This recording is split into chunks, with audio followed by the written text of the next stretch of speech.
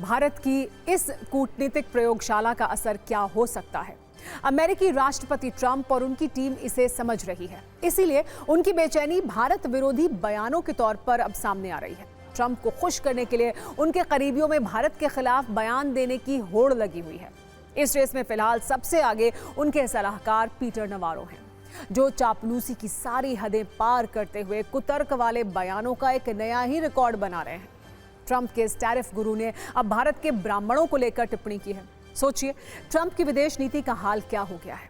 White house में बैठे उनके सलाहकार खुलेआम भारत में ब्राह्मणों के खिलाफ नफरत वाले बयान देते हैं, जातिगत भावनाओं को भड़काने की कोशिश करते हैं।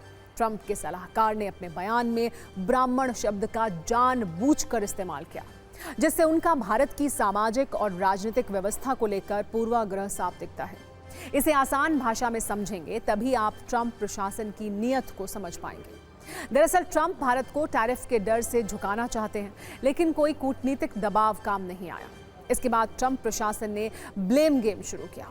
यूक्रेन युद्ध के लिए भारत को जिम्मेदार बता दिया। पीटर नवारो ने तो यूक्रेन युद्ध को मोदी वॉर तक कह दिया, लेकिन अमेरिका को इस सब से भी कुछ हासिल नहीं हुआ।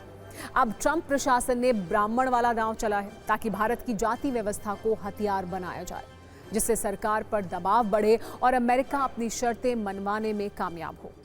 आजकल ट्रंप और उनकी टीम सुबह उठते ही भारत विरोधी षड्यंत्र में लग जाते हैं। नवारो का बयान भी उसी का हिस्सा है। उन्होंने कहा कि भारत का रूस से तेल खरीदना गलत है, इससे रूसी युद्ध मशीन को ईंधन मिल रहा है। यूक्रेन में बेगुनाह लोग मारे जा रहे हैं। आगे नवारो ये कहते हैं कि वैसे भी तेल के व्यापार से भारत के ब्राह्मण ही मुनाफा कमा रहे हैं, जिस पर हमें तुरंत रोक लगाने की जरूरत है। आप पीटर नवारो के पूरे बयान को सुनिए और सोचिए, इनकी भाषा और इनके विचार में भारत विरोध की मात्रा कितनी है। अब उनकी कोशिश भारत में जाति फैक्टर को हवा देने की है, लेकिन अमेरिका के इन खतरनाक इरादों का मुकाबला करने के लिए भारत एकजुट नजर आ रहा है। सत्ता पक्ष हो या विपक्ष, सबका यही कहना है कि अमेरिका को अपनी इन हरकतों को रोकना होगा। इस तरह की बेबुनियाद बयान अमेरिका को नहीं देनी चाहिए। Is that all of Trump's trumpeters, they've run out of reasonable and rational things to say. Peter Navarro, who has now become his chief spokesman for attacking India, bizarre arguments are becoming very, very counterproductive and diminishing the stature of America. And I think President Trump will have to recognize that he has weakened America. Trump के करीबी नवारो के ब्राह्मण वाले इस बयान ने एक नई बहस छेड़ दी है। सवाल ये भी उठा कि ब्राह्मणों के खिलाफ दिए गए इस अमेरिकी बयान का आधार क्या है और नवारो की जुबान पर ब्राह्मण शब्द कैसे आया। इसे आप एक अतिरिक्त जानकारी के साथ समझ सकते हैं। दरअसल अमेरिका में भी ब्राह्मण शब्द का इस्तेमाल होता है। कुछ दशक पहले तक अमेरिका में बॉस्टन ब्राह्मण शब्द चर्चा में रहा है।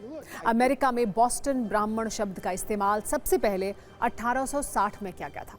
लेखक ऑलिवर वेंडल होम्स सीनियर ने अपने उपन्यास एल्सी वेनर में बॉस्टन ब्राह्मण शब्द का इस्तेमाल किया था। उन्होंने बॉस्टन शहर के रईस और प्रभावशाली लोगों को बॉस्टन ब्राह्मण कहा।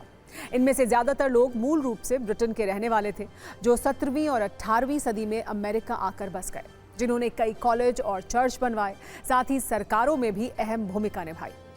यहाँ ध्यान देने वाली बात यह है कि बॉस्टन ब्राह्मण में भी ब्राह्मण शब्द भारत की जाति व्यवस्था से ही लिया गया।